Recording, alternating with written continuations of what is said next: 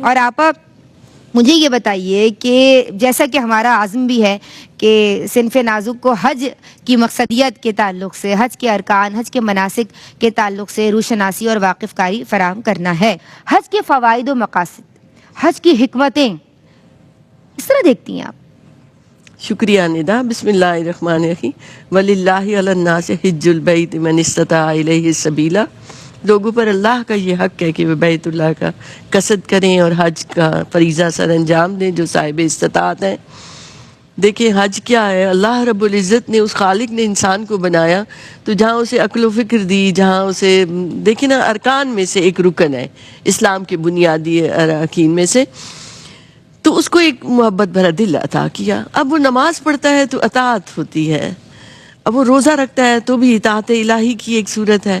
جتنے بھی آپ عبادتیں کرتے ہیں، زکوٰۃ دیتے ہیں، اللہ کا حکم آ گیا، سر تسلیم خم ہے. مگر وہ جو دل ہے نا محبت بھرا، اس کی تسکین نہیں ہو رہی کہیں بھی.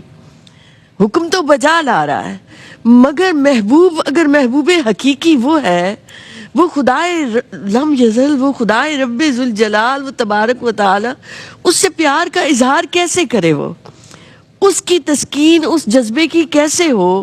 تو اللہ نے خود اسے محبت بھرا دل عطا کیا. اور یہ بھی ہے کہ وہ اس نے لا زوال، اس سے پیار کرو، اس سے محبت کرو. اس نے اپنی محبت کا بھی ذکر کیا اور بندوں کی محبت کا بھی ذکر.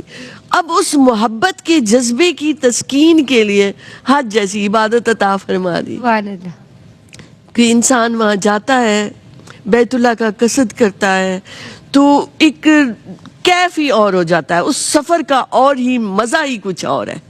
وہ زیادہ راہ کیا ہے؟ اس راستے کا تقویٰ لے کر چلو، جبین سجدوں سے آراستہ ہو، دل میں اخلاص ہو، توحید کے ترانے بھی ہیں، شہادت کی گواہیاں بھی ہیں، نماز بھی ہے اس کے اندر روزے جیسا صبر بھی ہے، اس کے اندر زکوٰۃ جیسی مال بھی خرچ کیا جا رہا ہے، ساری عبادتیں یکجا ہو گئیں، جہاد جیسا بھی ہے. اور نبی کریم علیہ السلام نے تو خواتین کے لیے حج کو ہی جہاد قرار دے دیا ہے. ہاں جی.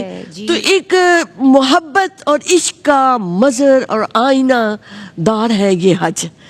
جا کے بندہ غلاف کعبہ کو چومتا ہے، دیوانہ وار دوڑتا ہے، تو اس سارے میں محبت کا فلسفہ کار فرما ہے. نقوش تلاش جانا ہے. نبی کریم علیہ السلام سے نسبت ہے اس شہر دل نماز کو.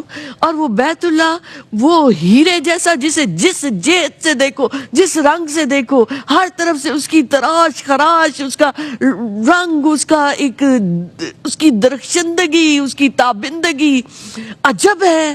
چمک دمک اس کے اندر، نور ہی نور اس کے اندر.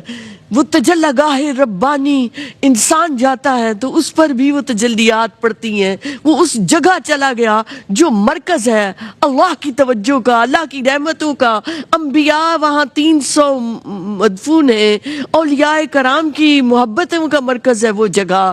نبی کریم علیہ السلام نے اس شہر پاک سے محبت کی. وہ ہر جگہ حضور کی نشانیاں ہیں. تو جا کے وہاں جو لطف آتا ہے اس حج کی عبادت کا، وہ دنیا میں کسی چیز میں نہیں ہے. پھر آپ دیکھیں تو نماز ہے تو ان الصلاۃ تنہیٰ عن الفحشاء والمنکر، نماز بے حیائی اور بری باتوں سے روکتی ہے. روزہ صبر پیدا کرتا ہے. یہ ساری عبادتوں کا مقصود ہے. حج کیا ہے؟ فلا رفث ولا فسوق ولا جدال فی الحج.